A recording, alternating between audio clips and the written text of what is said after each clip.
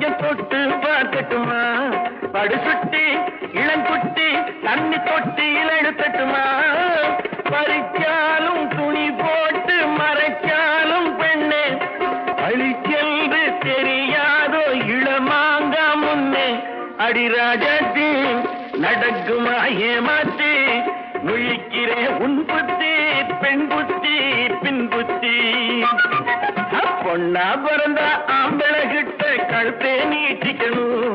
அவன் 1 2 3 முடிச்சு போட்டா மாட்டிக்கணும்